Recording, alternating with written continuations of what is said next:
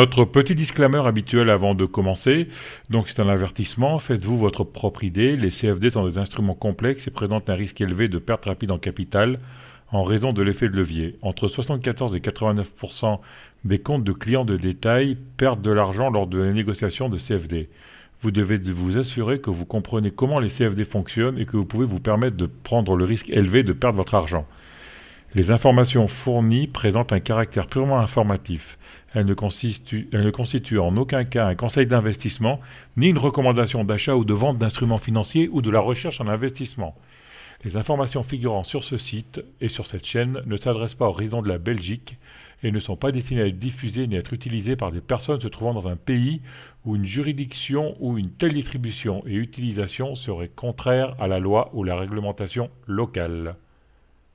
Donc, je vous présente ce soir les analyses mensuelles, hein, c'est du long terme, donc comme je viens de le dire, c'est vraiment pour vous guider, pour éventuellement vous dire où pourraient aller les marchés, bien que ce soit extrêmement compliqué. Donc là, ce soir, ce sont uniquement les indices, les cinq principaux indices, donc trois américains et deux européens, et le pétrole, et j'ai inclus le cuivre après dans les matières premières, parce que le cuivre est en train de donner des signaux intéressants, il les avait déjà donnés, mais là, ça se poursuit. Et comme le cuivre est un, comment dire, un avant-coureur, un indicateur avancé par rapport à la croissance économique. Donc, c'est toujours intéressant de le regarder. Donc, voilà pourquoi je l'inclus dans la présentation. Donc, on va commencer par les indices. Alors, autant vous dire que je vous présente les choses. Je n'ai pas de conviction. Hein, ce n'est pas vraiment à prendre au pied de la lettre. C'est vraiment de l'idée sur, voilà, sur ce qui se passe et sur éventuellement ce qui pourrait se passer dans les mois futurs, tout en sachant que tout est suspendu en principal sur les indices Mhm. au vaccin. Hein, voilà, le marché avance avec le vaccin, le stimulus, voilà, c'est vraiment le focus des marchés. Donc évidemment, si jamais il y avait une déconvenue sur un vaccin, alors là déjà j'ai vu que Pfizer avait dit que finalement au lieu de fournir, je ne sais plus 100 millions de doses, il allait en fournir que Mhm. 50. Enfin bon, c'était 50%. Hein, voilà, c'était Ouais. Black Friday, donc il faisait 50% sur les vaccins. Ouais. Il allait en fournir que 50%, donc ça commence mal. Donc d'ici que finalement tout ça soit revu à la baisse et puis qu'on dise que voilà au 20 décembre, ah bah, finalement non, on ne pourra pas Mhm. commencer à vacciner au mois de janvier ou je ne sais pas n'importe quoi, ça pourrait faire dégringoler les marchés, enfin dégringoler, on va dire baisser, hein, on va moduler le vocabulaire. Donc voilà, c'est pour ça que moi je vais vous présenter une vue technique. Ça sera à relativiser avec l'ambiance environnante que là évidemment je ne maîtrise pas du tout. Alors, je vous ai inclus des graphiques trimestriels parce que, mine de rien, le trimestre, il est fini dans un mois. Donc, le mois qui vient, le mois de décembre, août, c'est l'éternel Mhm. Christmas rally. Donc, on ne sait pas s'il y aura vraiment ce rallye ou pas. Déjà qu'il a bien été fait au mois de novembre, Mhm. donc ça va peut-être se calmer là maintenant, on n'en sait rien. Voilà, mais c'est quand même intéressant de mettre les bougies trimestrielles puisqu'il reste un mois sur cette bougie-là, donc sur ces bougies-là, donc ça permet d'avoir un petit coup d'œil et de nous projeter éventuellement un petit peu dans l'avenir. Donc, je commence par le dos. Alors, le dos en unité trimestrielle, voilà, ce qui m'interpelle, c'est qu'on a trois bougies bleues. Donc, on fait vraiment un niveau plus haut. Hein. Ah, c'est pas un scoop. Hein. Vous le lisez toujours dans la presse qu'on fait des plus hauts de plus en plus haut, même si ça Mhm. montote. On va dire c'est la montée faible, mais c'est de la montée quand même. Voilà, et on fait des plus hauts. Donc, on est bien dans un plus haut. Il n'y a pas tortillé. Le plus haut était là. Et là, on entraîne. Bon, alors moi, ce que je vois, c'est que j'ai trois bougies bleues. En Mhm. général, comme je l'ai expliqué, après trois bougies bleues, ben, il y a une rouge. Ça voudrait dire que le premier trimestre prochain pourrait être négatif, hein, rouge en l'occurrence. Maintenant, quand je dis rouge, je ne dis pas que c'est forcément une bougie comme ça. Hein, ça peut être une petite bougie. Hein, attention, faut modérer les choses. Bon, vu comme c'est monté, c'est vrai qu'une correction serait quand même la bienvenue. On va être d'accord. Maintenant, honnêtement, déjà, il faut voir comment cette bougie-là se finit, parce que peut-être que cette bougie-là, au mois de décembre, finalement, on va rétrocéder et venir, par exemple, genre clôturer sur l'ouverture de la bougie rouge. Donc là, effectivement, ce sera un signal de correction. Première chose. Deuxième chose, on peut aussi avoir, admettons, une clôture comme ça, ou Mhm. avec une bâche un petit peu plus grande, mais enfin bon, un peu de ce style-là, en maintenant quand même un point au plus haut. Et puis, donc, à partir de janvier, la bougie rouge que je pourrais espérer, elle peut déjà commencer bleue avant de rétrocéder en rouge. On peut très bien avoir un mois de janvier encore euphorique parce que les vaccins Mhm. vont inonder la planète, genre. Voilà. Puis après, on s'aperçoit que oui, ça inonde peut-être la planète, mais enfin bon, il faut quand même un mois. Enfin bon, voilà, c'est pas parce que tout le monde est vacciné que l'économie repart Mhm. youpla boum. Donc voilà, et après ça pourrait Mais, être mais pour pour en moi c'est revenir au tout juste vaccin, bien. là, Voilà, l'idée les c'est ça. Chinois, par exemple, ils sont pas reconfinés, ils n'ont pas de vaccin. Hein. À Hong Kong, moi j'ai un ami qui est footballeur à Hong Kong, et ils ont une vie normale là-bas. Bah bien sûr. Alors en Chine, si, ils ont Mhm. commencé à vacciner, hein. Avec leur propre vaccin, en D'accord. Chine, ils vaccinent. Mais c'est pas obligatoire. Je crois que c'est d'ailleurs essentiellement les Ah, personnels de santé, voilà, les personnes très très à risque, hein. Mais c'est pas toute la population ah. et ils vivent normalement, hein. Et Donc bon, voilà. Oui, Le mais bon, Maroc commence nous, la semaine prochaine ou dans 2 semaines à vacciner avec le vaccin chinois, je crois. Aussi. Ouais, ouais. Ce sera ah les oui, premiers, ouais. ah d'accord. Hmm. Bah, ça, ah ouais, Ouais. j'ai pas entendu. Enfin, moi, Donc, déjà que je vais pas me faire vacciner mhm. par les vaccins américains ou suisses, j'irai pas non plus me faire Ouais, vacciner par un vaccin chinois c'est clair, oui. ou russe, on va dire, hein. Excuse-moi d'avoir On coupé, ouais. attendra de voir. Voilà. Donc, en UT mensuel, alors ça, c'est ce que je vous avais présenté le mois dernier, hein, pour vous expliquer le décompte Heliotis que j'ai oublié de reproduire sur ma slide suivante. C'est pour ça que je l'ai remis. Donc, on a 1, 2, 3, 4. Donc, pour moi, la 4, elle est faite, hein. C'était cette truc de merde, là. Donc, la 4, elle est faite. Et là, on est donc reparti. Et vous voyez qu'on a fait un nouveau plus haut. Donc, idéal, on a cassé le dernier point haut. Donc, on est en train d'activer la vague 5. Qui dit vague 5 dit vague haussière. Voilà, donc c'est pour ça que je ne m'attends pas à un marché baissier. On peut avoir une correction, comme je vous l'ai dit, genre sur un trimestre par exemple, mais globalement, ça devrait rester haussier pour 2021. Donc vous voyez qu'on fait, ça c'est la bougie du mois de novembre, hein, là c'est décembre qui commence, donc décembre ça commence à monter, donc on a fait un Mhm. point au plus haut. Hein, voilà, on a fait un point au plus haut. La clôture, elle, par contre, s'est faite sur le dernier point haut. Donc, c'est là où on a. Enfin, personnellement, je reste assez mitigé sur le potentiel immédiat, je dis bien immédiat, haussier sur les indices, en sens où on pourrait être aussi en train de construire un double point haut ici. Et donc avec correction à venir. Parce que là, la bougie, elle est en train de monter, elle peut faire un point haut ici et puis rebaisser, hein. La bougie, elle a 2 jours, 3 jours d'activité, cette bougie-là, hein, sur ce mois. Donc voilà. Donc attention, ça pourrait être aussi un double point haut. C'est toujours ce qu'il faut regarder quand on observe les marchés, c'est-à-dire que on a effectivement une impulsion haussière, on a repassé la Kijun, donc on a redonné un signal haussier, il n'y a pas de souci, mais on a toujours le danger du double point haut, ce qui correspond à la théorie de dos, où il faut faire un point haut plus haut et des points bas de plus en plus haut. Alors les points bas de plus en plus haut, on les a, le point haut de plus en plus haut, on l'a pour le moment, il faut qu'il soit confirmé ce mois-ci pour que la tendance Mhm. haussière reste pérenne. Voilà, c'est cette idée-là. C'est pour ça qu'en trading, par exemple, on va toujours faire attention.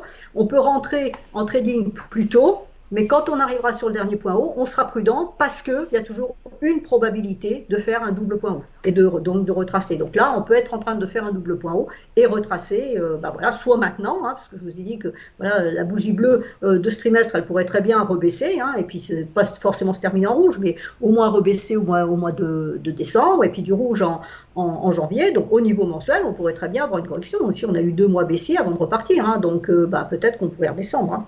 Alors où est-ce qu'on irait? J'en sais strictement rien. À mon avis, on vise déjà les derniers points bas et puis après on avise. Donc c'est pour ça qu'il n'y a pas de.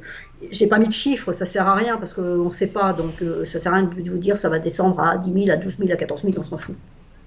Donc, ça, c'est le Dow Jones en unité Mhm. hebdomadaire. J'ai fait mes graphiques hier parce qu'aujourd'hui, je savais que j'aurais pas le temps. Donc, je pense qu'aujourd'hui, ça n'a pas dû beaucoup changer. Donc, voilà, vous voyez que là, on commence à plafonner. C'est ça qui m'alerte un petit peu en me disant que, voilà, on serait peut-être en train de faire un double point haut parce que là, on a fait un double point haut. On l'a perforé la semaine dernière. Est-ce que là, cette semaine, on continue? J'ai pas regardé mes écrans tout à l'heure, donc je sais pas. Mais bon, voilà, ça monte, on ne va pas dire le contraire, c'est haussier, mais ça commence à devenir laborieux. Donc je me méfierais un petit peu, et vous voyez, là on avait aussi de la montée, hein, ça montait bien, et puis là ça a commencé à merdoyer, bon là après on a eu le Covid. Mais peu importe, ça a commencé à merdoyer, donc la correction, elle était dans les tuyaux, donc là on pourrait peut-être un peu avoir Mhm. le même genre. Alors, le SP en log, bon, lui c'est pareil, hein, point haut plus haut, voilà, rien à dire, c'est haussier, au-dessus de la Tenkan, la Kijun a tenu en support, bon voilà, c'est haussier, il n'y a rien d'autre à dire. En mensuel, quand on met la fourchette d'Andrews, eh ben on a cassé la fourchette d'Andrews, voilà. Affaire classée, donc ça a été cassé, testé, là pour le moment ça tient. Donc là où on surveillera, c'est effectivement si on réintégrait ce mois-ci la fourchette d'Andrews, là effectivement on aurait vraiment le signal correctif. Et signal correctif, bah, l'idéal, ça serait retourner chercher la médiane intermédiaire qui serait donc un point bas plus haut quand même que les derniers points bas. Donc on resterait techniquement tendance haussière, on aurait juste une correction. Donc ce qu'on pourrait envisager, c'est que là, on a eu notre fameuse vague 4, on aurait fait 1, on aurait fait 2, et puis là, on est parti pour une 3. Mais la 3, elle ne monte pas forcément direct, hein. Alors soit effectivement, elle monte vraiment parce que voilà, il y a la puissance dans le marché, et à ce moment-là, ça accélère, ou alors au contraire, on revient par ici parce que la 2, elle n'est pas finie, on la fait en zigzag, Mhm. et puis on repart après. Donc ça, c'est pour ça, Elliott, c'est vraiment l'histoire de dire Ouais. en général, mais il ne faut pas s'y accorder. Voilà, c'est pas écrit dans le marbre. Hein. Donc là, voilà, c'est peut-être que la 3 elle est partie, peut-être que non, c'est Ouais, peut-être une 2 qui problème va des notes, c'est repasser que c'est a ici. Bon, posteriori qu'on vérifie, quoi. c'est ça, c'est a posteriori Mm, qu'on dit ah tiens, j'étais mm, dans une vague 3, ah j'étais dans une vague 4. Bon, autant dire que ça sert strictement à rien pour trader. Ça sert juste voilà à voir que bon bah là on a fini cette correction qu'on a eue là, elle est terminée, hein, c'est clair, puisqu'on a fait un point haut plus haut. Bon bah c'est affiché. Maintenant, comment on va dérouler ce dernier mouvement à partir du moment où on envisage que ce soit une vague 5, comme on a vu sur le dos, c'est une vague 5, donc on sait que c'est une vague haussière, première information, et puis après, bon, on surveille à chaque mouvement. Donc là, on se dit, ok, c'est une vague 2, est-ce que ma vague 2, elle est finie, ou est-ce qu'elle va faire un zigzag et elle va revenir ici avant de repartir? Eh ben, mhm, c'est ce qu'on va surveiller. Et c'est pour ça que si on voit, par exemple, les prix dans le mois repasser en dessous de la borne haute de la fourchette et redescendre, ben on sait qu'on a la médiane ici, qui peut faire justement support. On peut même venir en mèche chercher ce niveau-là, donc en 2-3 mois, hein, je ne sais pas. Et puis après, on repart. Et là, à ce moment-là, on sait que quand on cassera les derniers points hauts, mhm, on sait qu'on aura, ça sera du 3. Donc la 3, c'est une puissance, c'est une vague impulsive de forte hausse. Donc voilà, c'est à ça que ça va servir, Elliott. Mais là, aujourd'hui, il y a des passages dans Elliott où on est dans l'incertitude, où on dit, bon, c'est mhm. peut-être ça. Voilà. Et donc en hebdomadaire, bah, vous voyez, c'est parfait, on a cassé, test de cassure cette semaine, c'est nickel chrome. Donc normalement, sauf accident, n'est-ce pas, ça devrait continuer à monter, hein, puisqu'on a fait le test de cassure. Maintenant, voilà, il faut que là, faut voir comment on clôture ici. Est-ce qu'on fait un double point haut ici, on repart chercher, voilà. Bon. Mais là, pour le moment, la cassure est belle. Là, on est resté dessous. Là, on a cassé, test de cassure. Pour le moment, ça se déroule bien. Donc en principe, ça Mhm. devrait continuer à monter. Le Nasdaq, c'est haussier, je ne vais pas dire le contraire, hein, sinon je me ferai allumer et avec raison. Voilà. En mensuel, donc on a cette droite de tendance, donc cassée. Par contre, elle n'a pas été testée hein, au niveau mensuel. Donc on pourrait avoir un test de cassure ici qui n'a pas été fait, mais bon voilà, grosso modo, c'est haussier, Mhm. il n'y a rien à dire. Donc tant qu'on reste au-dessus des, ça doit être 11 000 à peu près par ici, bon, c'est haussier. En UT mensuel, on a eu un test ici et on repart là maintenant. Voilà. Donc, même config hein, que sur le S&P, est-ce que la vague 2 est terminée ou est-ce qu'elle démarre? On n'en sait rien. En hebdomadaire, cassure là cette semaine qu'il va falloir tester avant de repartir pour valider. Et c'est là où on va surveiller. Si éventuellement déjà, il faut voir la clôture de cette semaine, si elle se fait bien au-dessus de la droite ou si elle se fait en dessous. Si elle se fait en dessous, ça veut Mhm. dire qu'on pourrait avoir une correction vers la Tenkan. Mais je n'envisage pas une grande correction, étant donné que pour moi, ça reste Mhm. haussier. Hein. Alors le DAX, lui, voilà, l'Europe est un peu plus timide quand même que les États-Unis. Donc le DAX, lui, il est toujours sous la droite de tendance. Hein, ça passe pas. Là, pour le moment, bah, ça a démarré rouge ce mois-ci. Alors après, là, on va dire qu'il y a un avalement haussier hein, pour ceux qui prennent ces configurations en compte. C'est pas mon cas, mais bon, là, je vais pas dire le contraire. Donc ça monte. Bon, voilà. Est-ce que ça peut rebaisser? Toujours dans l'idée de faire un espèce de mouvement 2. Mais bon, ce que j'aime pas trop, c'est que enfin, de mon point de vue, c'est pas très propre parce que le mouvement 4, Mhm. autant sur les autres, est très évident, autant ici, On c'est est un peu bien en plus range long. là quand même, hein, Donc ouais. voilà, j'avoue que le DAX. On est bien en range là quand même, hein. Comment? Oui, enfin, je n'aime pas trop le terme de range parce qu'un range, Mhm. normalement, doit vraiment avoir une base, enfin deux bases vraiment quasiment égales. On a quand même plutôt un truc qui baisse ici, puis un truc qui monte ici. Donc ça a baissé, c'est remonté, on est Mhm. venu chercher le nuage, c'est parfait, hein, on a rebondi. Bon, là, c'est le mois de mars. Là, on rebondit, on est à nouveau au-dessus du nuage. Donc j'ai envie de dire, techniquement parlant, ça reste haussier, hein, tant qu'on est au-dessus du nuage, voilà. Mais on a voilà, des points hauts à faire et Mhm. pour le moment, on ne les fait pas, quoi. Ça bloque. Et ça bloque, voilà où ça bloque. Et c'est quand même hallucinant Ouais. parce que ce gap, il tient, donc ça c'est un gap qui est vieux, hein, qui date du Covid, donc du mois de mars, Mhm. et ça tient. Ça tient, il pénètre dedans et il n'arrive même pas à aller chercher Ouais. le haut du gap. Hein. Donc là, il avait essayé ici, il n'y est pas arrivé. Là, il s'est tapé le nez dessous. Là, voilà, la semaine dernière, fermeture propre, nickel, chrome dedans, même sans mèche, on se dit, bah, c'est bon, ça va y aller. À l'arrivée, ça commence à monter et blanc, c'est repassé en dessous. Donc, je ne sais pas où est son problème. Alors, le problème, c'est il y a une entreprise qui plombe le DAX Mhm. actuellement, c'est SAP, hein, qui est un gros poids lourd dans la capitalisation du DAX. Bon, est-ce que c'est ça qui fout le bazar comme ça? Mais à ce point-là, je trouve ça un peu curieux, d'autant que j'ai vu des chiffres économiques passer sur l'Allemagne où notamment les commandes manufacturières pardon, sont en forte hausse. Donc, a priori, ça a l'air de bien aller. Point de vue Covid, ils sont Mhm. moins impactés que la France. Bon, voilà, donc je ne m'explique pas trop Mhm. le DAX. Il faut être clair sur la question. Mais bon, je crois qu'à l'heure actuelle, il ne faut Ouais. plus trop chercher à comprendre non plus. Alors, le CAC en trimestriel, il casse une droite, on ne va pas dire de court terme, parce que c'est du Mhm. trimestriel, donc c'est un peu délicat de dire du court terme, mais enfin bon, voilà, il casse cette résistance ici. Attention, la lagging span, elle n'est pas passée. Donc, pour moi, il y aurait un potentiel encore haussier ici, hein, d'aller chercher ça. Par contre, ici, je me méfierais, c'est-à-dire, vous voyez, c'est grosso modo l'ouverture de cette bougie-là. Voilà. Après, il faudra être un peu plus prudent. C'est un peu mon idée. Bon, voilà, donc on a un DAX qui fait rien, un CAC qui flambe. Je ne crois pas que Mhm. l'économie française soit en si bonne forme. Bon, je pense que ça va être les stations de ski qui vont relever le Si elles CAC. ouvrent, hein.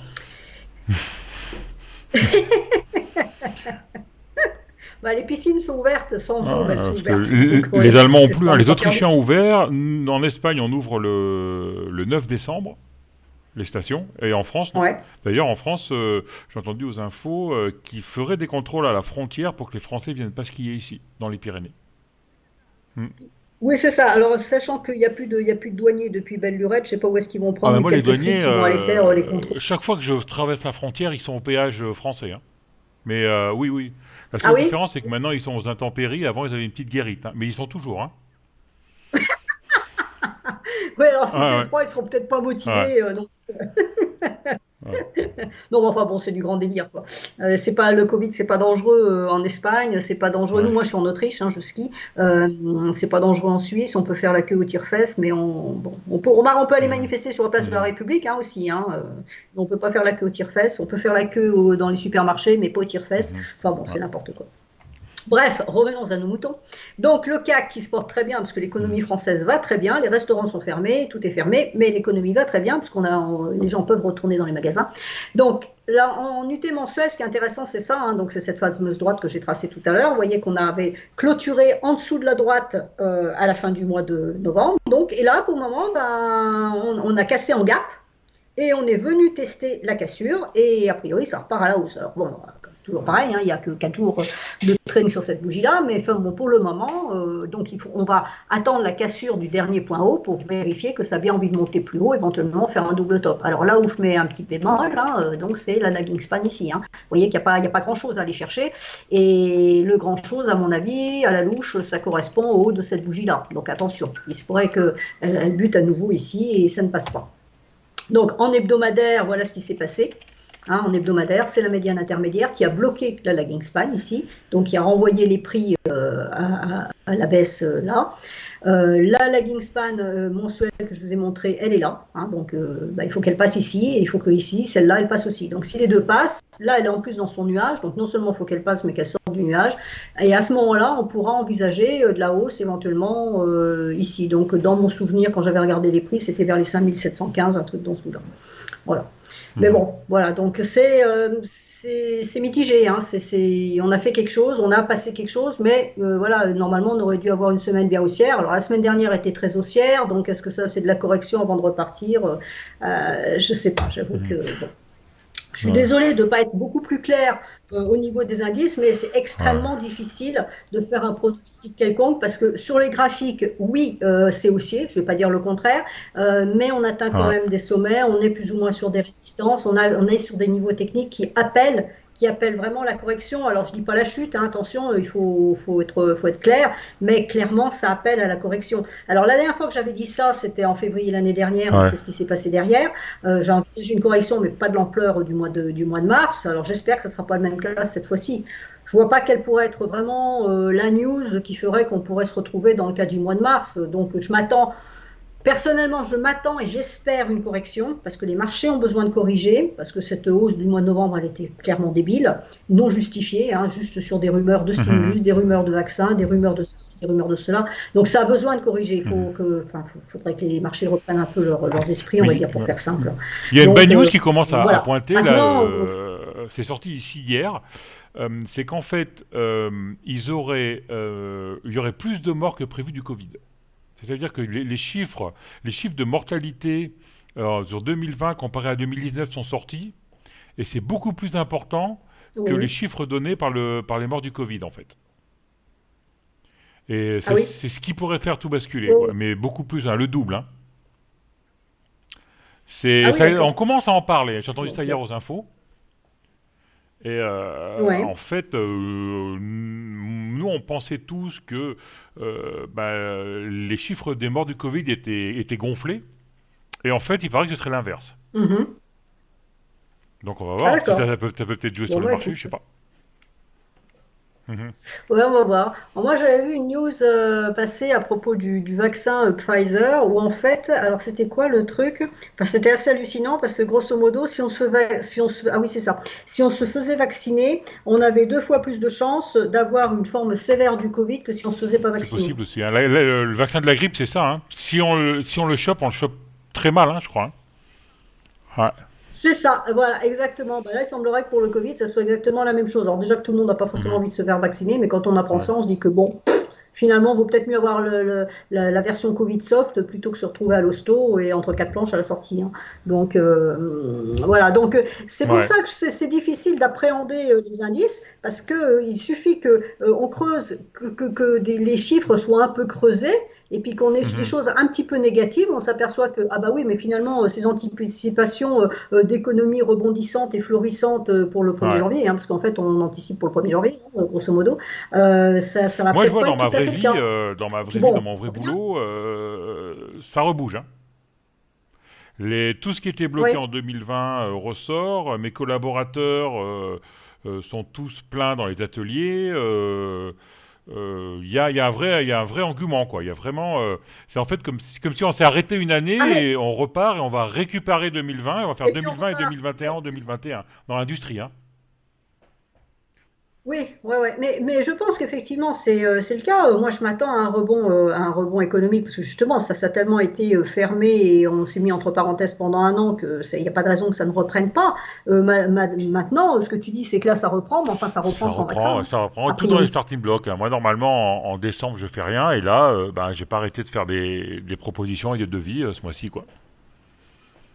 Alors, Ouais, ouais, ouais. Il n'y a que dans les 10 ouais. où ça reprend pas. Les librairies sont Voilà. fermées. Moi, je suis dans De toute façon. l'agroalimentaire, donc on a toujours besoin de manger, c'est pas pareil, hein. Ah mais Ouais, c'est sûr qu'il y a des secteurs comme ça où ouais, y a pas de chômage, hein. Je veux ouais, dire, les psychiatres, je pense ouais, ouais. ils auront pas de problème non plus, hein. Tout ce qui est psy, C'est je pense qu'ils clair, vont pas avoir trop de ouais. problèmes. Donc, matière première, alors le pétrole et le cuivre. Alors, le pétrole, lui, n'est pas facile non plus à comprendre parce que il y a déjà un problème de stockage où malgré tout, même si l'activité a repris un peu, que bon, il y a eu le déconfinement, etc., ça n'a quand même pas suffi à vider tous les stocks qui avaient été engrangés depuis le mois de mars. Donc, des stocks, il y en a encore. La production n'a pas été vraiment baissée. Alors là où le PEP a dit qu'ils allaient, alors je me souviens plus trop, mais enfin bon bref, c'est ce qu'ils ont dit, ça l'épée dans l'eau, ça sert pas à grand chose. Ils n'allaient pas réduire autant que ce qu'ils devraient ou voilà ou augmenter autant que ce qu'ils devraient. Enfin je sais plus dans quel sens ça va, mais bref c'était une non news, hein, c'est pour ça que je l'ai pas mémorisé. Et donc c'est difficile aussi de voir. Et puis bon, l'économie repart, mais jusqu'à quel point ça veut pas dire que tous les avions vont revoler non plus. Donc voilà, c'est un peu mitigé. Alors moi, ce que je pense, c'est qu'au niveau en trimestriel, là, le pétrole pourrait remonter chercher la Kijun ici, qui est à 56 et quelques. Le prix sera sur les écrans suivants, 56,50, autant qu'ils m'en souviennent. Donc je pense qu'on pourrait aller chercher ça. Voilà, dans l'idée. Alors est-ce que c'est ce trimestre ou est-ce que c'est le trimestre prochain? Donc là, il manque encore hein, de la hauteur sur ce trimestre-là. Est-ce on finit là en décembre et puis on va le chercher après? Voilà. Maintenant, beaucoup plus haut, pour le moment, je suis un petit peu sceptique parce que il va falloir que ça prenne et surtout, il faut Mhm. vider les stocks pour que ça redonne une dynamique et qu'il y ait à nouveau une pression sur les prix pour faire monter les prix. La seule chose pour le moment qui peut faire monter le pétrole, c'est le dollar qui baisse. Si le dollar continue à s'effondrer comme il s'effondre à l'heure actuelle, voilà, ça peut contribuer. Je pense qu'il y a une partie de la hausse du pétrole là qui inclut en fait la baisse du dollar et non pas forcément de la hausse de la demande. Maintenant, si le dollar reprend un petit peu ses esprits, parce que là c'est pareil, on ne comprend pas très très bien pourquoi ça chute de cette façon-là, à ce moment-là, il se pourrait que le pétrole freine. Donc voilà, il y a une zone là où on pourrait faire quelque chose. J'ai envie de dire, tant que la Tenkan tient en support, c'est OK. L'idée, c'est d'aller chercher ça. Moi, personnellement, j'ai une position là sur le pétrole, c'est ce que j'espère. C'est ce que je surveille. Bon, voilà, je surveille au plus près.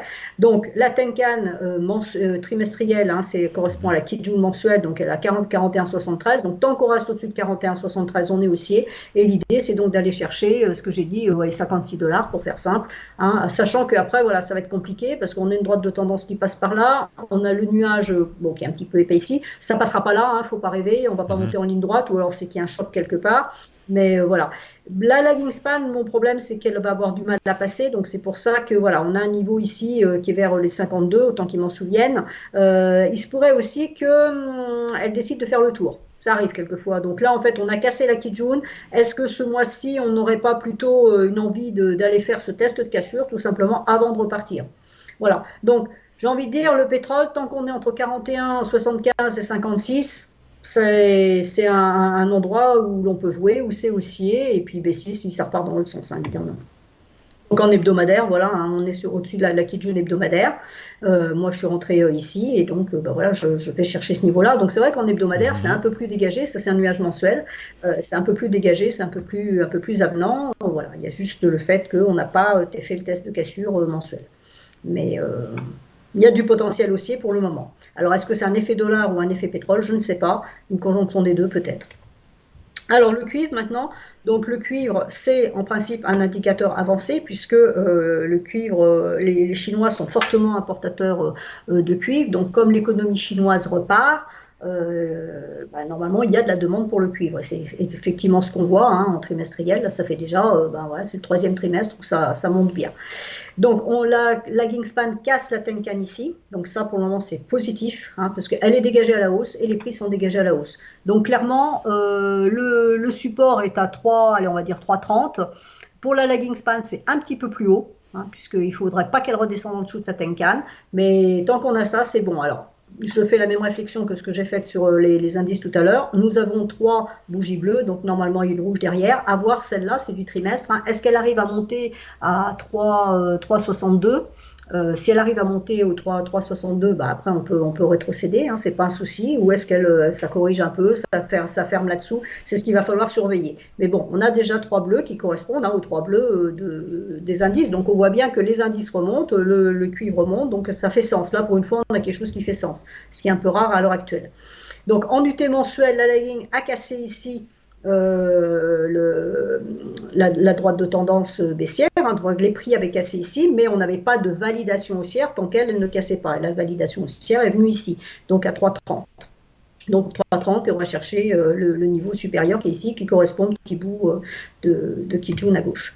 Et en hebdomadaire, bah voilà, c'est parfaitement haussier. On a la Tenkan qui monte, la Kijun qui monte. Donc ça, c'est ma lagging span mensuelle qui a cassé. Donc c'est parfait, c'est haussier. Donc c'est vraiment à surveiller. On peut, pour ceux qui ne sont pas dedans, attendre un pullback. Hein, ça, le pullback devrait se faire. Alors tout de suite, je ne sais pas. Cette semaine, j'en sais rien. C'est peut-être dans 15 jours. Le pullback devrait se faire. Et après, il y a vraiment du potentiel haussier au niveau long terme non négligeable. Voilà pour les idées. Alors, il y avait quelqu'un sur Twitter qui m'avait parlé aussi des matières premières, donc il m'avait parlé du palladium et du platine. Alors, le palladium n'est absolument pas haussier. Le platine, il l'était, mais j'ai découvert qu'il y avait une Kijun trimestrielle qui l'avait atteinte, hein, donc qui fait résistance. Donc, si cette Kijun casse, effectivement, ça serait assez positif. Ok, Voilà. j'ai deux ou trois petites questions.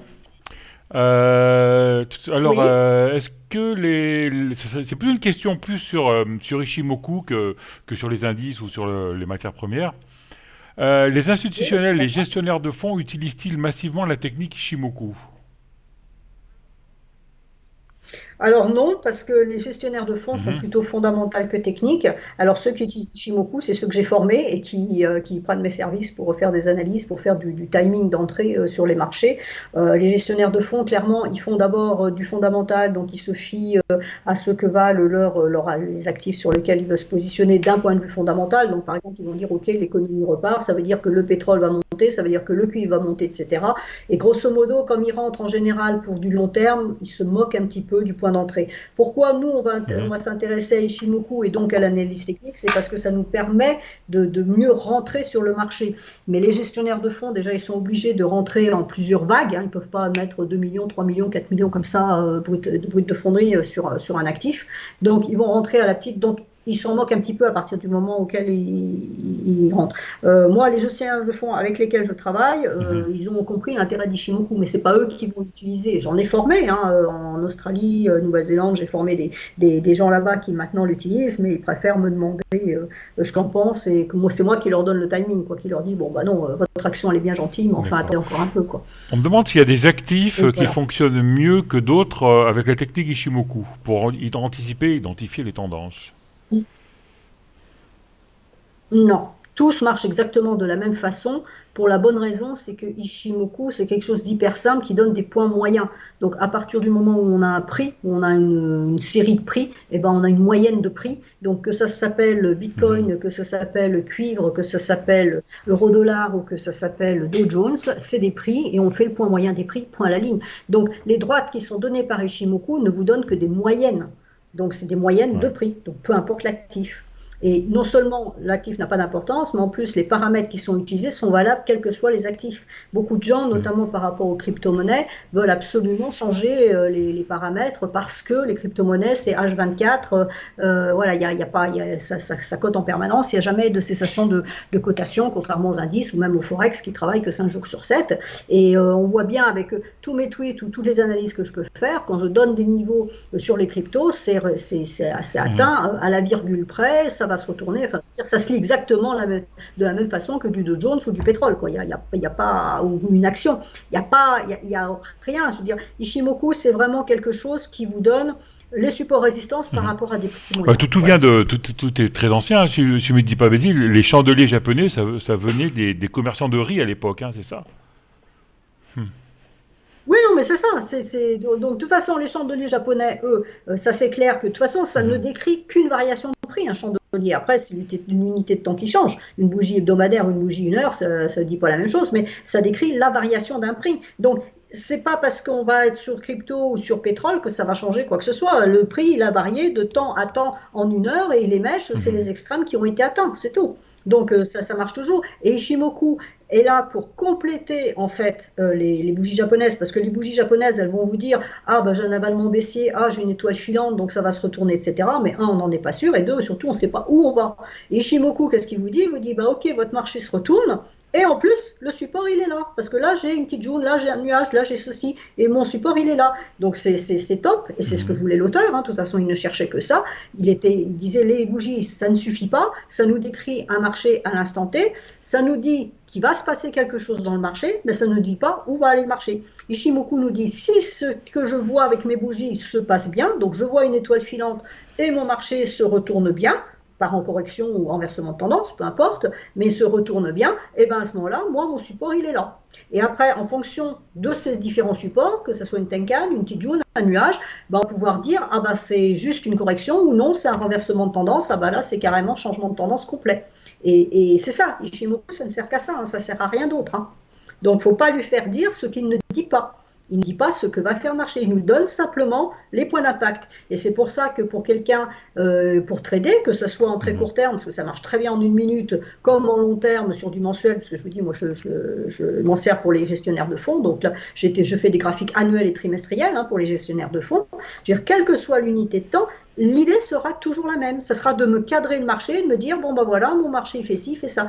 Là, on a vu dans les premières slides sur le dos, etc., que j'utilisais aussi un peu Elliott. Ça, c'est pour donner l'idée générale. Et puis, bon, là, c'était pas présenté parce que c'est du long terme, donc il n'y avait pas ce cas-là. Mais après, quand on aura défini, par exemple, qu'on rentre bien dans cette vague 5 potentielle haussière, Ishimoku ne nous donne plus d'informations puisqu'il est en dessous des prix. Donc, au-dessus, je ne sais pas où je vais. Je ne peux pas vous dire tel Mhm. actif, il va à 12 000, 11 000, 14 000, 15 000, 20 000. J'en sais strictement rien parce que Ishimoku ne me donne rien.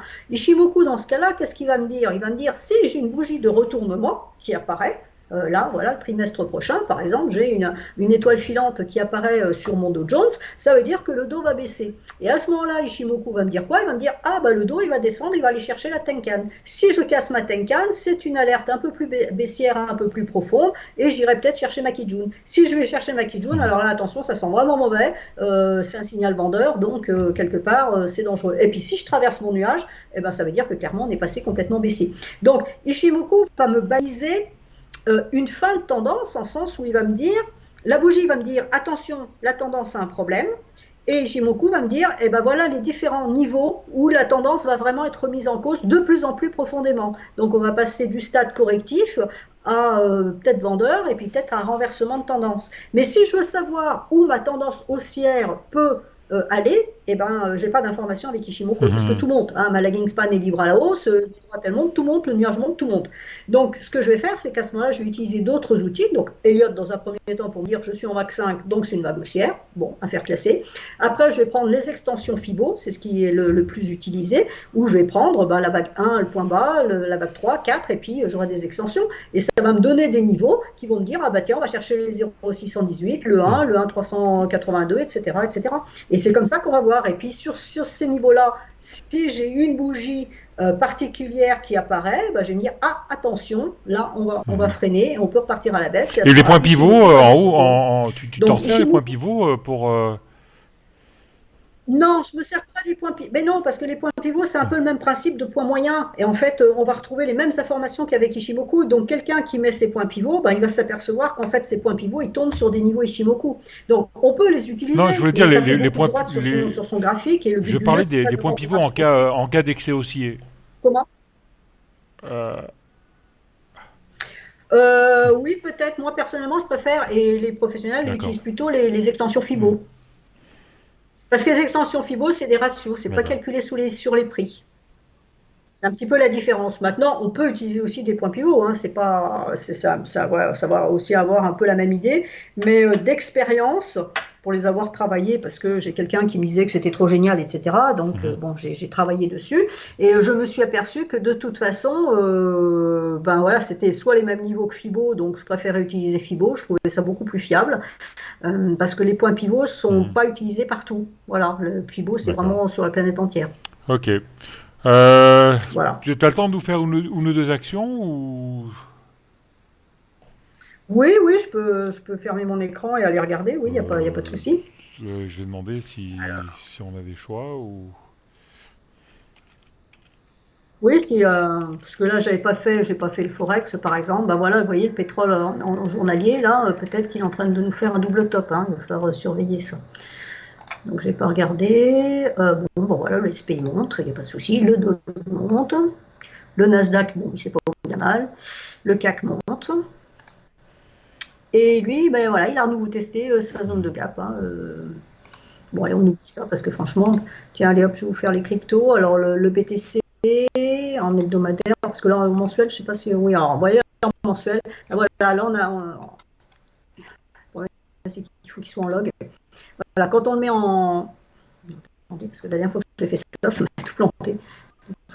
Voilà, donc, pour avoir ce qui se passe, on est obligé de se mettre en log, parce que si on reste en linéaire, vous avez vu qu'on ne voit rien du tout. Donc là, c'est un peu d'idée. On a, voilà, On par t'entend un peu mal, exemple, en Karen, mensuel, avec. on a On t'entend un peu mal. Hein. un, là, Ouais, c'est un peu mieux, cassé, ça doit être la. c'est C'est un peu haché, ça doit être la connexion, je pense. Hein. C'est peut-être TradingView qui te prend pas mal de bandes passantes, non? la connexion. Oui, bah, c'est possible avec ça, c'est possible que ça perde. C'est pour ça que j'avais fait un power up, parce que je sais que ça pose un problème. Bon, on va essayer, je vais faire court. Donc voilà, grosso modo, sur le Bitcoin en mensuel, on a un mouvement 1, un mouvement 2. Alors, c'est les de simple, hein, voilà, je vois des mouvements, je mets un numéro sur les mouvements. Là, on a un mouvement 3, c'est pas un scoop, et là, on a un mouvement Mhm. 4. Donc après 4, c'est 5. Donc c'est pour ça que pour moi, le Bitcoin est haussier. Donc voilà, c'est ce que je vous disais tout à l'heure, quand on est au-dessus du nuage, au-dessus de tout, et qu'on n'a plus rien, ben, on va mettre les extensions FIBO. Et donc là, l'extension FIBO, ben, on la met sur le point bas, on va chercher le sommet de la vague 3, le point bas de la vague 4, et puis on a des ratios. Voilà, donc mes ratios, ils donnent ça. Mhm. D'accord? Donc on retrouve la vague 4 ici. Et puis là, et ben voilà, mon premier ratio à 0,786 donc à 19 289, on voit que c'est un niveau qui fait résistance. D'accord? Donc pour moi, comme je suis dans une vague 5, elle se fait en 1, 2, 3, 4, 5. Hein, c'est très bête. Donc on aurait fait la vague 1. Je pense que la vague 1 est faite, correspond en même temps au dernier point haut, qui correspond à un objectif de tasse avec anse dans ce mouvement-là. Hein. L'objectif, il est là. Donc vous voyez, on a tout ça qui est au même niveau. Ça fait résistance. Donc pour moi, voilà, je m'attends à une correction. On pourrait redescendre chercher les 16 000 à la louche avant vraiment de faire. Alors là, la vague 3, elle sera puissante. Hein. Donc ceux qui ne sont pas dedans maintenant, eh ben, c'est pas grave. On attend le retour sur les 16 000 et puis après, on pourra aller chercher. Vous voyez, quand il y a des messages qui passent en disant les 50 000 $, les 35 000 $, etc. Bah oui, regardez, les 35 000, ils sont là. Hein. C'est un 618, donc c'est pas extraordinaire. Hein. Le 200%, là, c'est 43 000. Donc on peut y aller. Hein. Ah ouais. On peut y aller. Donc, c'est dans ce contexte-là, pour revenir à ce qu'on disait tout à l'heure par rapport à Elliott, bon, bah voilà, Ishimoku, là, ne me donne plus rien, puisque ma Tenkan, elle est là, Mikejun est là, mon nuage est là, et ma lagging span, elle monte. Il ne me sert à rien. Par contre, si on se retourne, bah, là, j'aurai deux possibilités, c'est-à-dire, elle va remonter, hein, va continuer à monter, parce qu'elle va prendre 7 € en ligne de compte. Donc, à mon avis, c'est ce qui va se passer. On va redescendre chercher ça qui correspond à un niveau Fibo. La Tenkan, elle va être remontée ici, et puis on va voir ce qui se passe. Si elle tient en support, eh ben, ça veut dire que notre tendance, elle est toujours pérenne et à ce moment-là, on pourra racheter et remonter chercher beaucoup plus haut. Mais vous voyez que ce n'est pas Ishimoku qui va me donner ce qui est en haut. Ishimoku va me donner les supports, mais ne me donnera pas les résistances. Par contre, quand on était là-dessous, bah, ça me donnait les résistances ici, support ici. Voilà, quand on est en dessous, il y a des choses. Et quand il n'y a plus rien, il n'y a plus rien. Ok. On me demande voilà. des small, je ne sais pas si tu peux faire une ou deux small cap. Alors, je peux essayer, il faut voir oui, si alors je les ai. C'est FALG, Fermentalg, FALG, F-A-L-G. Ouais. F-A-L-G, alors attendez, stock. Ouais, elle y est sur... voilà, c'est celle-là. Alors, donc celle-là, alors, en hebdomadaire, ben, il n'y a rien à faire. Parce qu'on est coincé sous la Kijun. Vous voyez que la Kijun n'est à nouveau pas passée, alors je vais l'agrandir. Hein. Mais on a tenté de passer et ça passe pas. D'accord. La lagging span est allée chercher quasi, hein, il manque un chouïa, est allée chercher la Kijun et c'est reparti à la baisse. Donc tant qu'elle casse pas la Kijun, donc c'est une action, j'ai envie de dire, si on veut l'acheter, c'est 1,556 et voire mieux, hein, pour être plus sûr, ça sera 1,624. Mais vous voyez que c'est un peu compliqué. Par contre, après, bon, ben voilà, on a voilà, 1,82, 2,12, voilà. Mais là, pour le moment, pour moi, c'est négatif. De toute façon, on est dans le nuage, donc ça veut dire ce que ça veut dire, c'est neutre. Hein. Tant qu'on reste, alors on va dire, tant qu'on reste au-dessus de 1,278, grosso modo, on peut dire que ça reste haussier, on va garder un biais haussier, mais tant qu'on ne cassera pas, je veux dire, 1,556, voire 1,628, là, 620, on n'achète pas. Si je regarde en journalier, oui, en journalier, alors en journalier, on aurait un signal, hein, puisqu'on est en train de sortir du nuage. Elle est libre, mais voilà, on voit qu'en hebdomadaire, on a ce problème-là. Ok. Et Amoeba, c'est A-L-M-I-B. A-L-M-I-B. A-L-M-I-B. Amoeba. Ils font des pesticides, des amibes, je crois, en pesticides. Oui, alors, clairement, je risquais pas d'être au courant. alors, petit, voilà, en hebdomadaire, attention, possibilité de double top. Alors, on a une résistance ici avec la SSB à 4,62. Attention, potentiel double top, 3 bougies bleues ici. Correction derrière, ça ne m'étonnerait pas. Alors, c'est une hypothèse, hein, il n'y a jamais de certitude. Mais c'est vrai qu'en journalier, bon bah voilà, hein, ça monte, mais on a le petit souci ici. Donc attention, prudence. C'est-à-dire que si on est en position, bah, on peut peut-être alléger quand on arrive sur ce niveau-là, hein, sauf si, alors après, les actions, c'est toujours un peu délicat, parce qu'il y a le côté technique qui nous permet, comme on a vu sur l'action précédente, qui nous dit, bon, bah, pour acheter, c'est peut-être pas le moment. Là, par exemple, ça a chuté, on pouvait dire, ah bah tiens, là, il y a un support, donc on ne s'inquiétait pas, hein, grosso modo, et puis c'est reparti, donc c'était bon, la fête était toujours là. Mais après, il faut voir le dossier. D'accord, il faut voir ce que ça fait, pourquoi ça monte, quelle est la news qui le fait monter. Le Pourquoi catalyseur. tout d'un coup, là, ça faisait strictement rien, là, c'est monté, c'est redescendu, ça remonte à nouveau. Qu'est-ce qui l'a poussé là? C'est là où il faut chercher, parce que là, on a eu quand même quelques semaines, on a eu quand même 4 semaines où ça n'a rien fait. C'est-à-dire qu'on a eu une forte impulsion ici, et là, vous voyez, c'est ça, le Ishimoku, c'est les points moyens ici. Donc ça vous dit vraiment que, alors attendez que je mette mon truc dessus très précisément. 2,635, c'est un point moyen de long terme, parce que c'est une SSB sur le plan d'une Kijun, et vous voyez que ça a été Mhm. travaillé des semaines et des semaines et des semaines. Donc c'est vraiment un point moyen, et c'est ça l'intérêt d'Ishimoku. Donc si je sais que je passe au-dessus de ce niveau-là, eh ben, je serai haussière. Si je passe en dessous, ce sera baissier, parce que je serai en dessous, au-dessus d'un niveau d'équilibre. Mais là, voilà, moi je serais un peu hésitante parce que j'ai deux niveaux, hein. J'en ai un ici à 4,97 et puis un ici à 4,635. Et là, on a un potentiel Ok. double top. Donc attention. Parfait. Ben, merci pour tout, Karen. Et puis, D'accord. Il voilà, il y a plus d'autres questions, hein. Je pense que c'est tout fini. n'y a plus d'autres questions, Voilà. ça marche. Merci, Karen. Et puis, on se revoit rapidement alors. D'accord, pas de Merci. souci.